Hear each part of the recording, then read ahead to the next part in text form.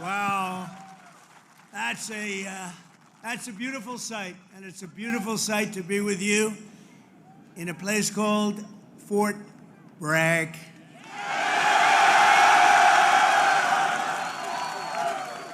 Can you believe they changed that name in the last administration for a little bit? But we'll forget all about that. We're going to forget all about it. I want to just say God bless the U.S. Army and God bless the USA. Great place, great group. I want to thank so many incredible soldiers and paratroopers, pilots, warriors for that awesome display of pure, unrivaled American military might. I just saw something that was crazy. You don't want to mess. I've been saying a long time, we have the best. Nobody even comes close, but they just gave me a display that you might be lucky not to see it because it's a little scary. It was beautiful to watch. Let's hear it for the Army Special Operations and Command and the 82nd Airborne Division and the 18th Airborne Corps. What a show it was and what a show it continues to be. And Saturday is going to be a big day in Washington, D.C. You know, a lot of people said, we don't want to do that. I say, yeah, we do. We want to show off a little bit. You know, recently, other countries celebrated the victory of World War I. France was celebrating, really. They were all celebrating. The only one that doesn't celebrate is the USA, and we're the ones that won the war. Without us, you'd all be speaking German right now. Maybe a little Japanese thrown in. But we won the war. And we don't celebrate, but we're going to celebrate on Saturday, and we're going to celebrate from now on. We're going to celebrate our greatness and our achievements. This week we honor 250 years of valor and glory and triumph by the greatest fighting force ever to walk the face of the earth, the United States Army. For 2.5 centuries, our soldiers have marched into the raging fires of battle and obliterated America's enemies. There's never been anything like it. There's never been a force like this.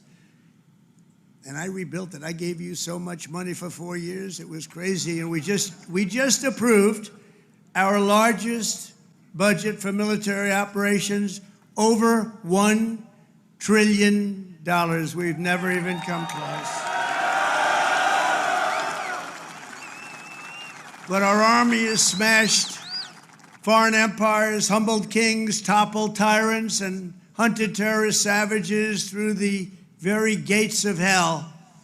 Our soldiers do not rest until they win. You know that better than anybody. From June 1775 to June 2025, those foolish enough to challenge America's army have been met with unyielding strength, unbreakable spirit, and unstoppable, overwhelming force.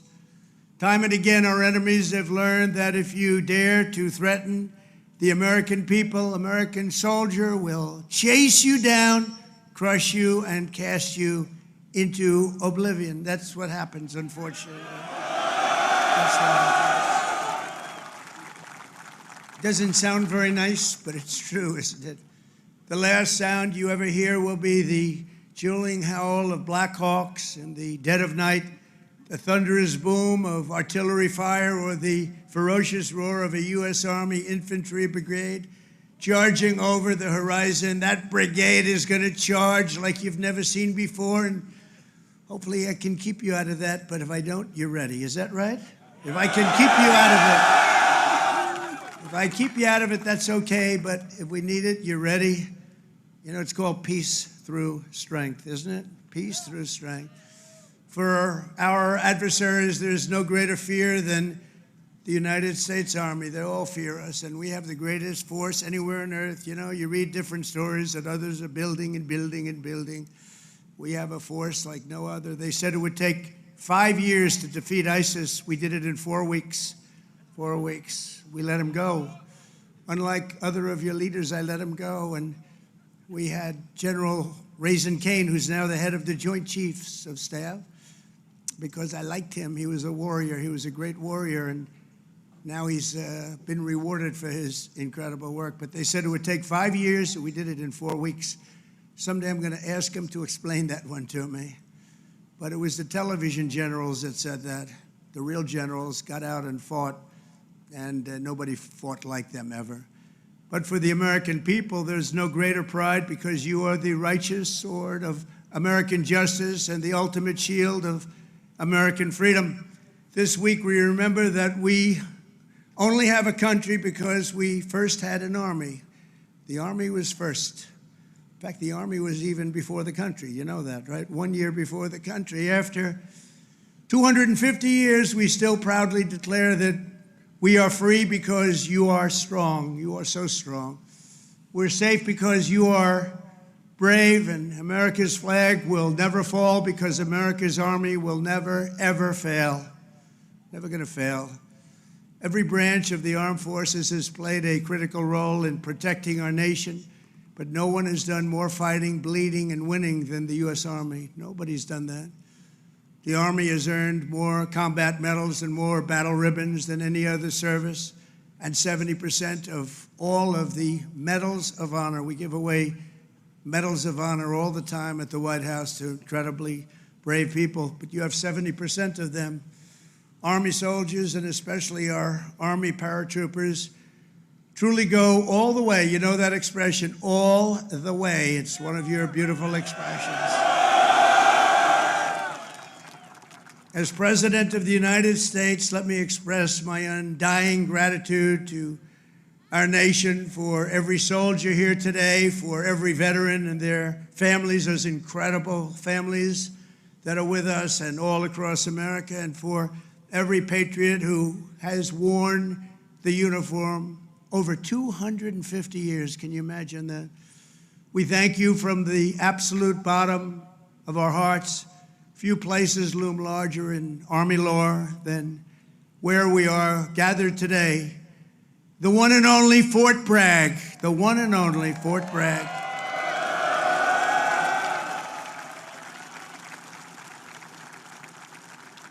But remember, it was only that little brief moment that it wasn't called Fort Bragg. It was by the Biden administration, not Trump. I had nothing to do with it. We got it changed. We said, I came here numerous times, and everybody, they kept saying Fort Bragg, Fort Bragg. I said, it's not the name, but then I was making a speech. I said, what do you think I should call this place? Call it Fort Bragg. I said, Fort Bragg, how you doing? We won a lot of battles from this place, and that's the way it is. It wasn't even close. When Pete and some of the generals came to see me, I said, not even close, not even close. This is the home of the Green Berets, the Sky Dragons, and the all-American 82nd Airborne. We know what 82nd Airborne Division. This is where the GIs who won the Second World War learned to pack their parachutes and push howitzers and go right into those C-47s with lots of arms and push them right out those big, beautiful doors and wield their bayonets and pry the enemy from the hedgerows of the French countryside. France needed us badly. We were there. A lot of people needed us badly. They still do, maybe worse than ever. It was here in this soil that the Army forged the medal that held strong at Bastogne. It was here the mighty paratroopers earned their wings before they rained down death from above to liberate Sicily, Normandy, and even the Netherlands. That's right. We saved the Netherlands. Every inch of this base is steeped in the legacy of those warriors who have said with pride, "Sir, I trained at Fort Bragg, sir." That was pretty cool. And that is why we restored the historic name of this very, very special place. I don't know if it could be the same place. Fort Bragg is in, that's the name. And Fort Bragg, it shall always remain. That's never going to be happening again.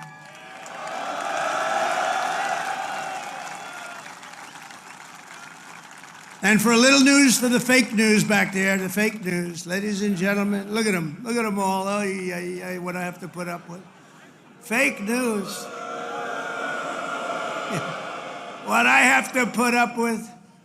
But they're all right. They've been very nice today. They were impressed with that display, I can tell you that. I think it took them a little by surprise. But for a little breaking news, we are also going to be restoring the names to Fort Pickett, Fort Hood, Fort Gordon, Fort Rucker, Fort Polk, Fort A.P. Hill, and Fort Robert E. Lee. We won a lot of battles out of those forts. It's no time to change. And I'm superstitious, you know, I like to keep it going, right? I'm very superstitious. We want to keep it going. So that's a big story. We just announced that today to you for the first time. They said, why didn't you wait till Saturday? I said, I can't wait. I got to talk to my friends here today. This is a record crowd. You know, you never had a crowd this big. That's an honor. You think this crowd would have showed up for Biden? I don't think so. I don't think so. I don't think so. Maybe I'm wrong. Maybe I'm wrong. I want to thank so many great leaders here today, including Secretary of Defense Pete Hegseth, who's been great. By the way, Pete, thank you. Great. And he went through the wars, you know? Pete went through the wars. He had to get through a very hostile group of people that I think really don't want to see America be great again, maybe, or something, but he persevered and he got there and he's doing a fantastic job. Great job, Pete. Thank you very much. Secretary of Veterans Affairs, Doug Collins, a fantastic man. Thank you, Doug. You're doing a great job. Doing a great, great job. Way, way up from the last administration, Veterans Administration. It's way up. You saw the recent poll. The people are happy. They weren't happy a couple of years ago. They were really happy 5 years ago. But it went downhill from there. We did so much. We got you medical. If you had to wait, if you had to delay at all, you go out to see a private doctor. We pay the bill. You take care of it. You don't wait for 6 months and end up getting very sick on something that could have been done with a little shot or a pill. We did that. Then they wanted to drop that. I said, we're not dropping it. But Doug, I'm proud of you. I just heard some great things. Thank you very much. The Secretary of the Army, a really brilliant young guy, went to Yale. Can't have everything. Top student, Dan Driscoll. Thank you. Thank you, Dan.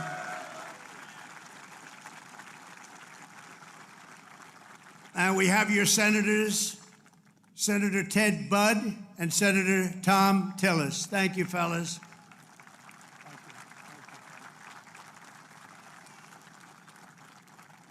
Congressman Richard Hudson, Pat Harrigan. Where's Pat? Pat? Good, Pat. You're doing great. You guys are amazing. And we have the big brass, General Andrew Pappas. General, thank you. Thank you, General. Doing a great job. General John Braja. John, thank you. Great job. Thank you for today, John. General Greg Anderson. Thank you. Thank you, Greg. Thank you. Sergeant Major of the Army, Michael Weimer. And before going further, I want to say a few words about the situation in Los Angeles, California. Have you heard of the place? Where I've deployed thousands of National Guard troops and hundreds of Marines to protect federal law enforcement from the attacks of a vicious and violent mob. And some of the radical left, they say, oh, that's not nice. Well, if we didn't do it, there wouldn't be a Los Angeles. It'd be burning today, just like their houses were burning a number of months ago. Generations of Army heroes did not shed their blood on distant shores only to watch our country be destroyed by invasion and third world lawlessness here at home, like is happening in California. As Commander-in-Chief, I will not let that happen. It's never going to happen.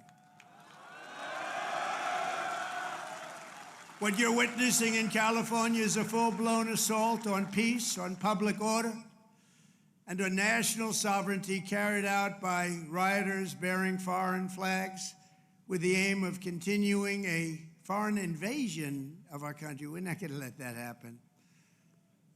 Remember, millions of people were allowed to come into our country totally unchecked and unvetted by stupid people or radical left people or sick people.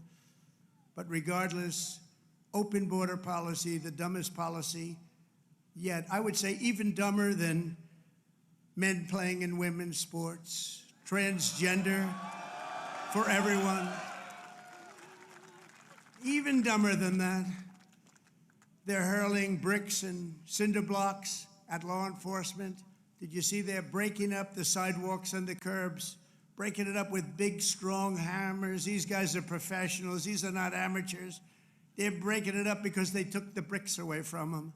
They came in with bricks, red bricks, that they could throw at our military and at the police in LA, who are very good, but they weren't aggressive like our soldiers. Our soldiers really were aggressive, but they all worked together. But they came in with bricks, they were taken away, and they had hammers. Oh, wow, how did that happen? And they're pounding the sidewalk. I said, what the hell is he doing? And he's breaking it up and making it into concrete bombs in a way, and they're dropping them on our military. They're throwing them at our military. Pretty good arms they had, too. Hits guys right in the face, big chunk of concrete, worse than a brick. They're taking them up to the bridges, and they're dropping them in the cars that are going by. These are animals. But they proudly carry the flags of other countries, but they don't carry the American flag. They only burn it. Did you see a lot of the flags being burned? They weren't being burned by people from our country or from people that love our country. People that burn the American flag should go to jail for 1 year. That's what they should be doing. 1 year. And we'll see if we can get that done. We're going to try and get that done. We're working with some of your senators. I know Senator Josh Hawley is very much involved, and I know the two senators from here. I think you guys, are you guys in favor of it? Boy, would this be a bad time for them to say no. I got you. I got those two votes. The agitators are throwing firebombs, Molotov cocktails, lighting vehicles ablaze. You saw the cars that were burning, mobbing police officers and ICE officers who are the toughest people you'll ever meet, and they love our country, and they're getting really they want to stomp on them, but they're too tough. They don't allow it.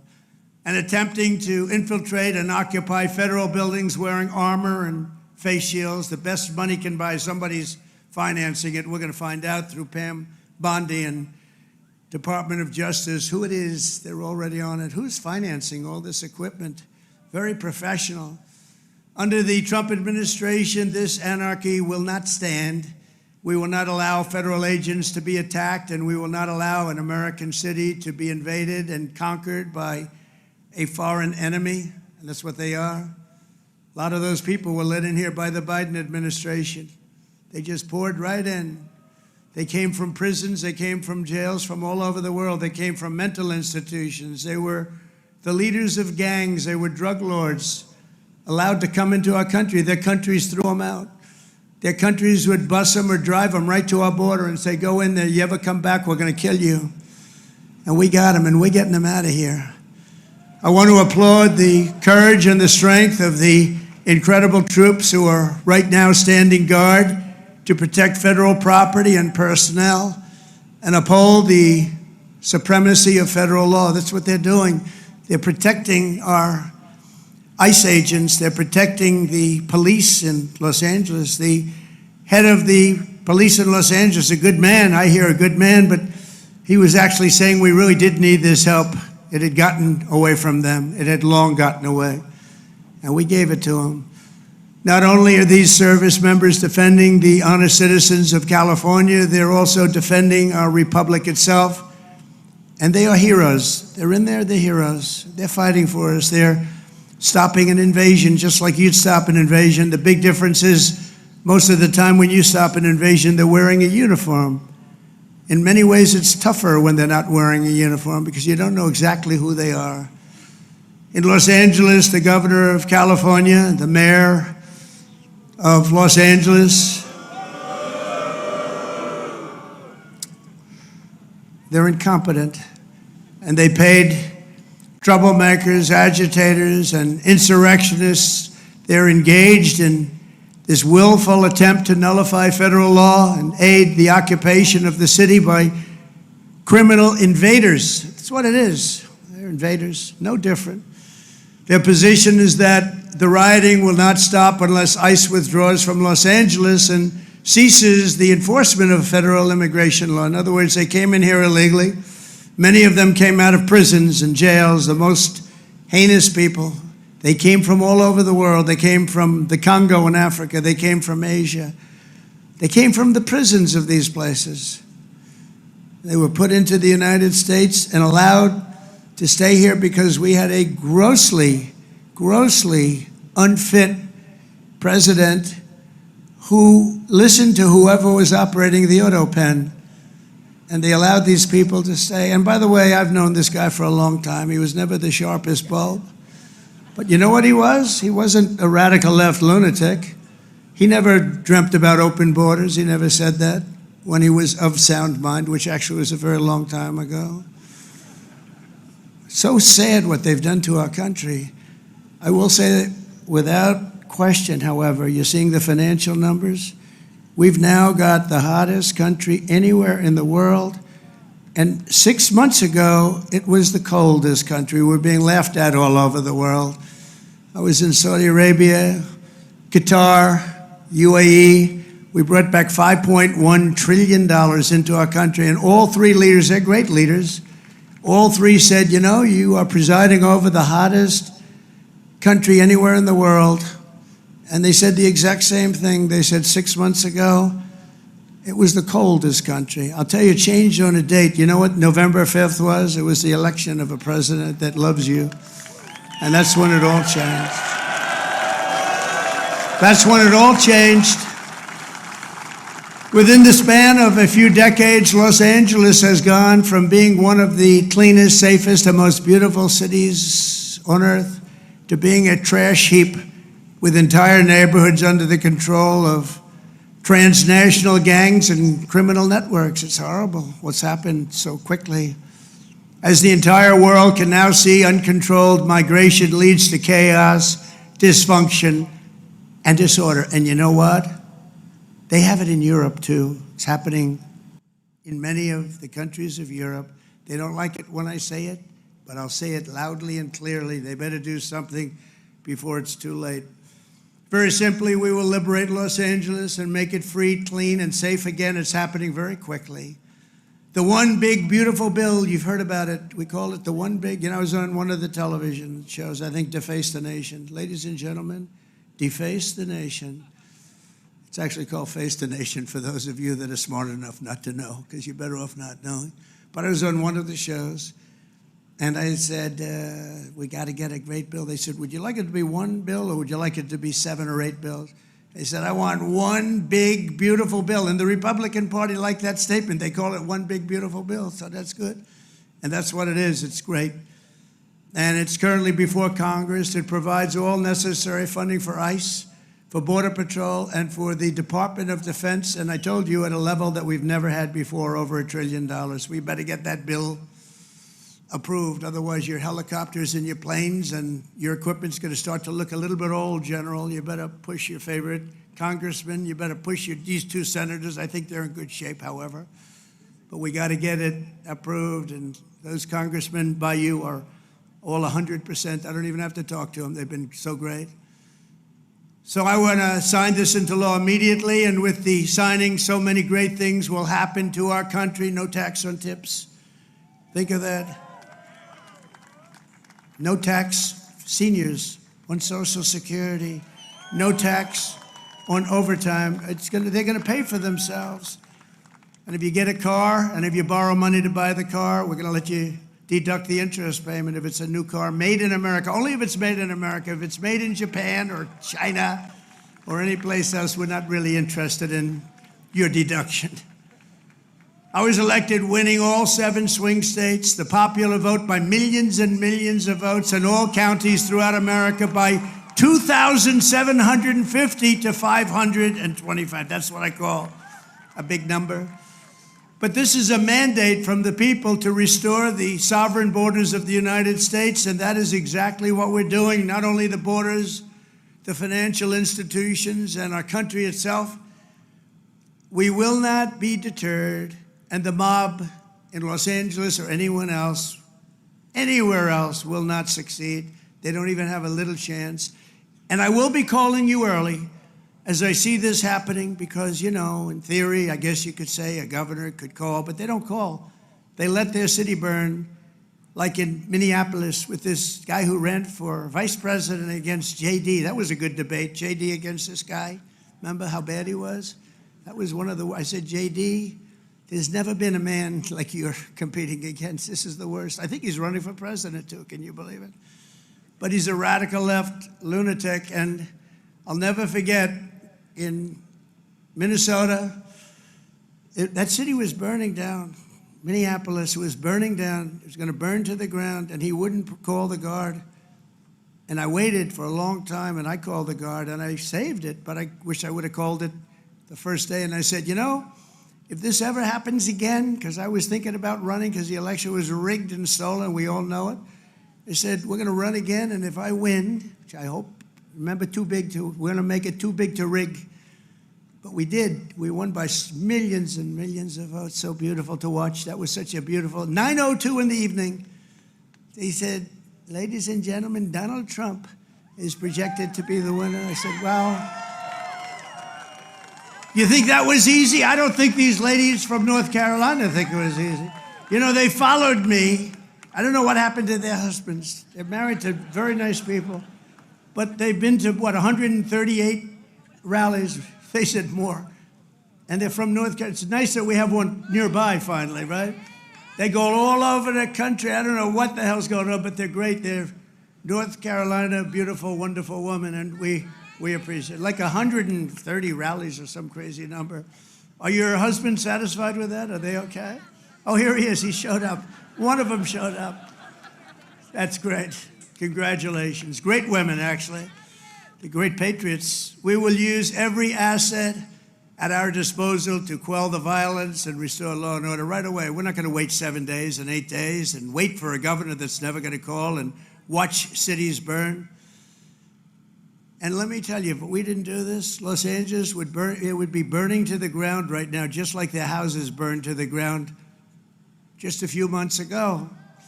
And the only flag that will wave triumphant over the streets of Los Angeles is the American flag. So help me God. The American flag is the one that's going to wave triumphantly over the streets. And now let's get back to the true reason we're here today, celebrating 250 years of unbreakable Army courage. This week we commemorate not just the starting point in Army history, but a turning point in the history of the world. That's how important it is.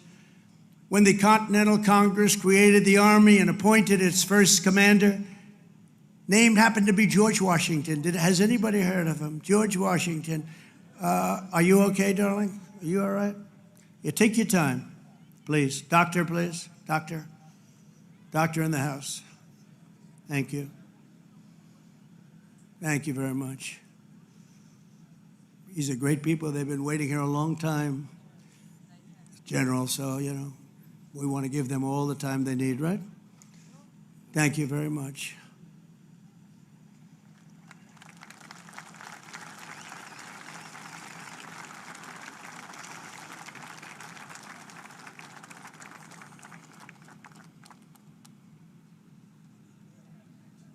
Greatest people in the world. They are amazing. Amazing.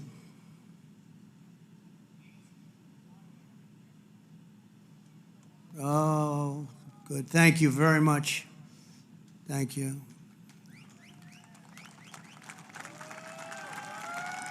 Okay, honey. Thank you. Beautiful young person. Beautiful young person. We have a lot of young people. You know, they have. We won young people, old people, and everything in between. It's sort of nice. Remember, they used to say, but Trump doesn't have the young people. We won everything. Thank you very much, Doctor. Great job. When the Continental Congress created the Army and appointed its first commander, General George Washington, they sent the fierce spirit of a free nation into battle under a rallying cry that echoes to this day. Give me liberty or give me death. Have you heard of it? Quite a beautiful statement. Think of what that means. Give me liberty or give me death. I know exactly what that means. Just 3 days after the birth of the Army, the great patriot, founding father, Dr. Joseph Warren, was on the front lines as a soldiers stood totally outnumbered and outgunned at Bunker Hill. They had a group of soldiers against them that was supposed to be, in that day, unbeatable. Warren's mother had begged him, "Son, please don't do it." She said, "Please, please don't do it. Don't risk your life for even the patriot cause, please." And he replied, "Wherever danger is, dear mother, there your son will be. I will either set my country free or shed my last drop of blood to make us so." So beautiful. So the words are so beautiful. At Bunker Hill, Warren kept his vow, fighting and fighting and fighting and loving his country until he fell, drenched in blood, and gave his life at the very young age of 34. Exactly 250 years later, we are joined by Dr. Warren's great-great-great-great-great-grandson, and it's 7 generations down, and now an Iraq war veteran, retired Army specialist, Scott Warren, is here with his daughter, Sergeant E5 Carrington Sanders of Fort Irwin. I want to just, where are you? Where would you be in this big crowd? Thank you very much. What an honor. What an honor. You look great, too, by the way. You really look great. Thank you very much. What a great family. But you carry in your veins the love and devotion of a martyr for American liberty. Please stand. Just put that hand up once more for the people, because they want. Thank you very much. You're looking good. Looking good. Good genes. Good genetics. Thank you both. Thank you very much. The life of a soldier is not just a job, it's a calling and a sacred tradition passed down from father to son, brother to sister, and one generation to the next. At every hour of danger, our noblest citizens have answered that call, kissed their loved ones goodbye, and run to the sound of guns. You run to the sound of guns, you're running right into them, you're going to win. When the British tried to reconquer our young nation in 1812, 1,000 Americans at Fort McHenry fought off a British invasion fleet, 5,000 strong. They say it was unstoppable. Lieutenant Francis Scott Key, you all heard the name, watched from Baltimore Harbor as the Army kept Old Glory flying high. Many people died. Deeply inspired, he wrote a poem in tribute to Army courage and American pride, known today as the Star-Spangled Banner, or our national anthem. Great. 8 generations later, we're joined by a descendant of Francis Scott Key, who has spent 2 decades in uniform, Major Kyle Key of Army National Guard fame. Please, Major, where are you, Major? Thank you. Thank you. Looking good, too. What's going on here? These guys they all come from a very fine strain of blood. That's great genetics is right. Thank you both very much. Major Key, thank you for helping to keep this incredible land of ours free and the home of the brave, and that's what it was. Through the decades that followed, the Army conquered the great frontier, won the war that restored our nation and broke forever the chains of slavery. A generation later, the Army's Rough Riders stormed up San Juan Hill with Colonel Theodore Roosevelt and swept the last foreign empire from the American hemisphere, forever swept. In World War I, our doughboys fought bravely in the Valley of the Marne and in the Argonne.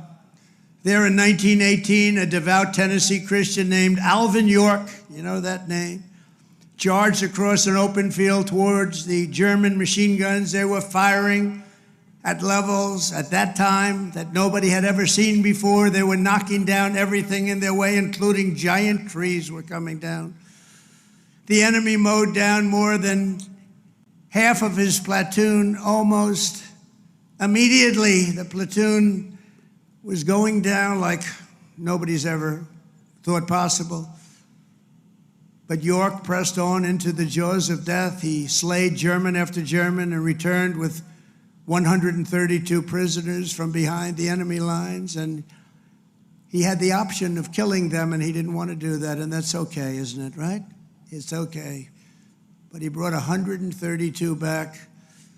And his actions and the actions of that great day, a crazy but great day, Sergeant York earned the Congressional Medal of Honor and became one of the most famed and decorated heroes of the First World War.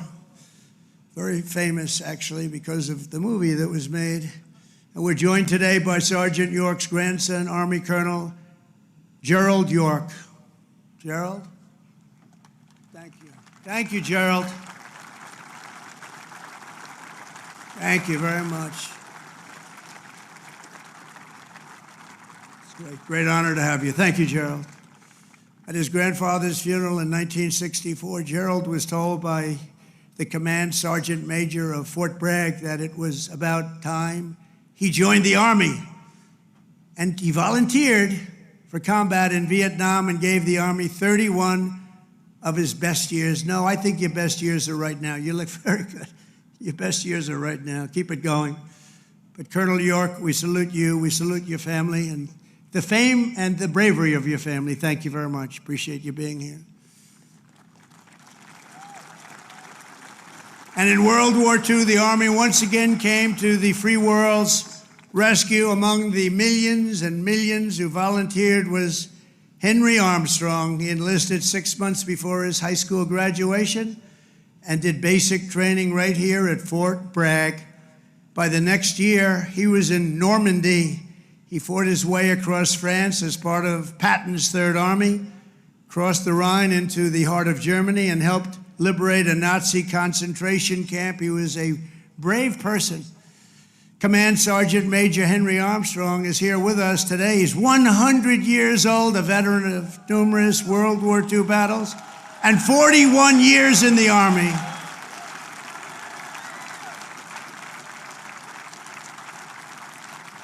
Thank you. Wow.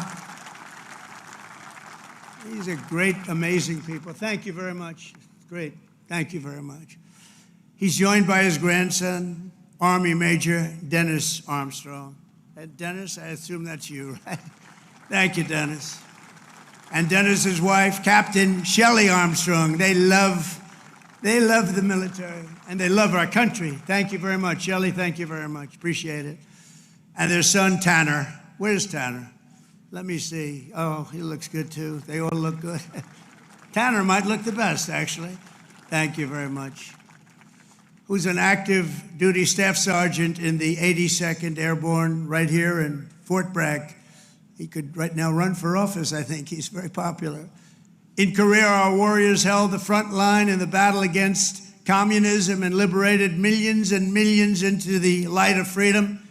To Vietnam, we sent some of the toughest men who ever wore Army boots and olive drab.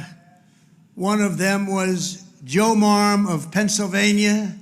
He was 23 years old when his platoon was ordered to rescue soldiers surrounded by the enemy in the Battle of Ia Drang. Lieutenant Marm charged into heavy fire, killing 4 enemy soldiers in the brush before sprinting across 40 yards of open field. His teammates could not believe he was doing it, actually, they said. He then tossed a grenade that killed 8 Viet Cong gunners, plunged into the trenches, and killed still more before being shot in the jaw, badly in the jaw. He successfully cleared the way for his men to save their stranded comrades, and frankly, for his men to save their own lives. He was unbelievable. For his exceptional bravery, Lieutenant Marm received the Congressional Medal of Honor and retired as an Army colonel after 30 years of service. Colonel Marm is here today with his two sons, Will and Walter, both Army Rangers. What a great family legacy. Please stand up.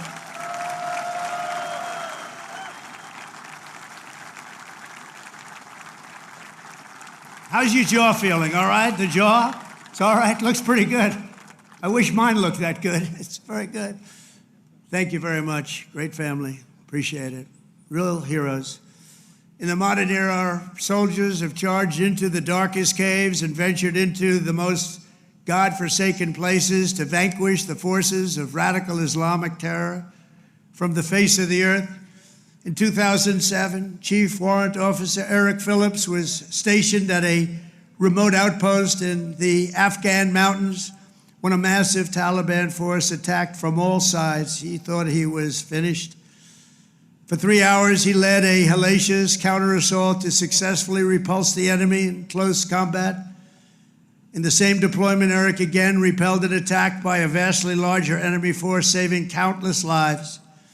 For his spectacular gallantry, Chief Phillips earned the Distinguished Service Cross and the Silver Star, becoming among the most highly decorated warriors of any branch in the war on terror. Actually, he is the most decorated, and it's not even that close. Many, many battles, many, many medals. And he's with us today, Chief Phillips. You did us all proud. Please stand up, Chief Phillips. Thank you. Thank you very much. Thank you. You are Army strong. Thank you very much, Chief. From the American Revolution until today, the story of the Army is the tale of an unbroken chain of American patriots who gave all they had for this country.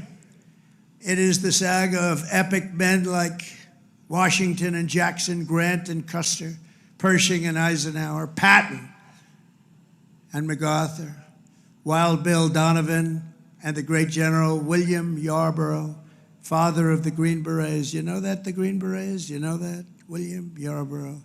It's the story of fabled units like the Old Guard, the Iron Brigade, the Big Red One, the Buffalo Soldiers, the Harlem Hellfighters, the Tuskegee Airmen, the Screaming Eagles, and George Patton's Hell on Wheels. They called it Hell on Wheels. When he was after you, it was not good. The weapons of war have changed with every generation, but the unflinching loyalty of the American soldier has always remained the same.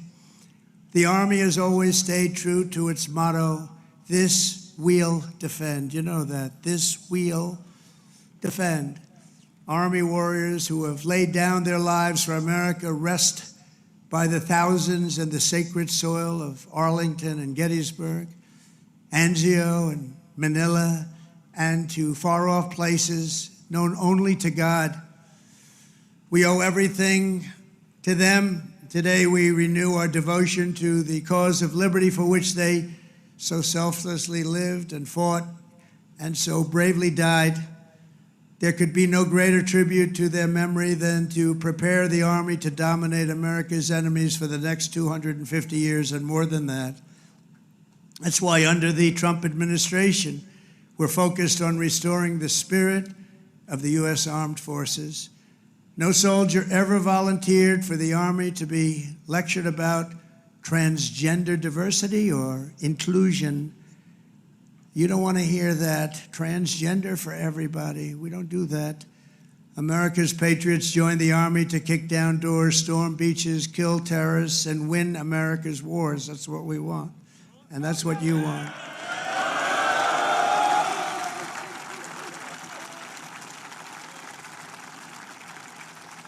And to that end, we're making that record investment, but not only in the Army, in the other forces also, because you work together as a team. And we're including in that and across the board. Now, you don't have to take this if you don't want. You could be great patriots, say, I don't want a raise. I will not accept it. Let it go back into our country. Let's give it to Gavin Newsom so he can waste it in Los Angeles. No, we don't want to do that, but we're giving you across the board raise for every single service member in the U.S. Armed Forces. We're giving you across the board, and you deserve it. You know, we spend so much money on things that we shouldn't be spending it on. But I think those days are stopping, Mr. Senators and Congressmen that are with us. As part of our one big, beautiful bill, we are also investing over $1 billion to update your on-base housing.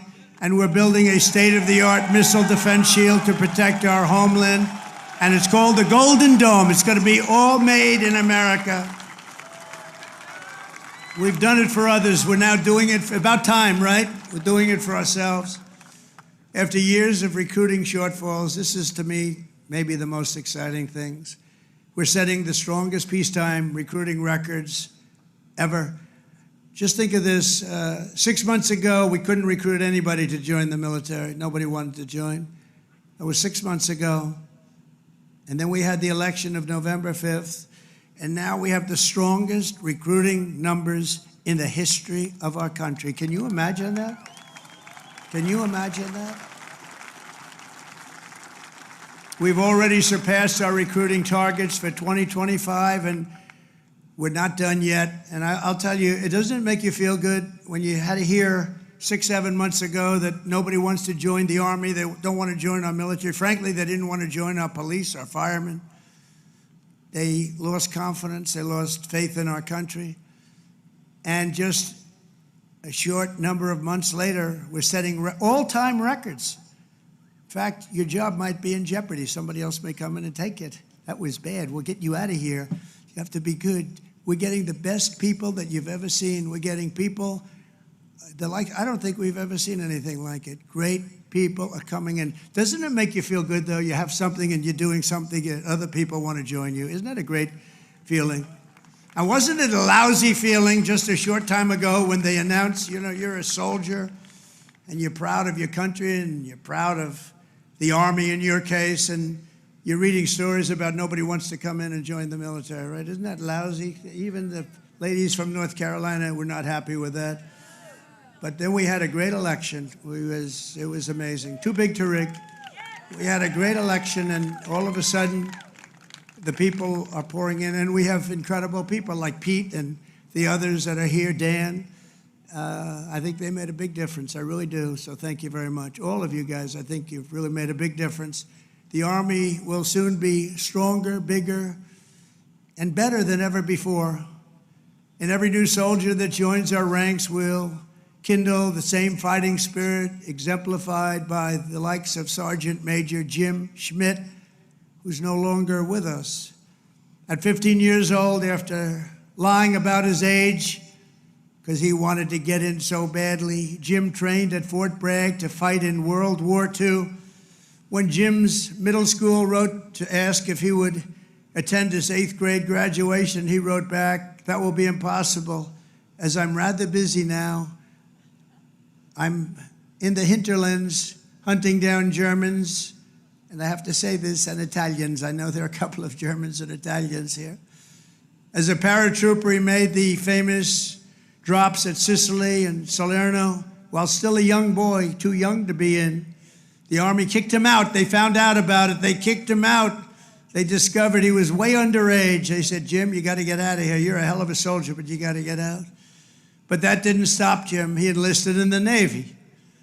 But the moment he turned 18, he came right back and he joined the 82nd Airborne. How about that?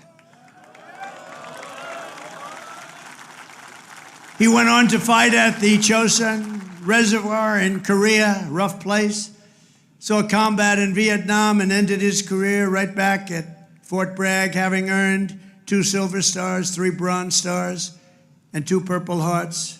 With us today is Jim's widow, Peggy, and their beloved grandson, Army Specialist Christian Forbes, who is currently deployed at our southern border defending our country from an invasion, whether we like it or not. It's an invasion, but I don't know if you've heard, the invasion was 99.9% stopped. Did you hear that? 99? Could even be more right. 99.999% stopped. That invasion is stopped. So I think he's in good shape. Specialist Forbes, I want to thank you for defending America. And you've obviously done a good job because that invasion has been stopped, and we appreciate you being here. Thank you, wherever you may be. Thank you very much. Thank you very much. Great. We stopped that sucker, didn't we, huh? We stopped it.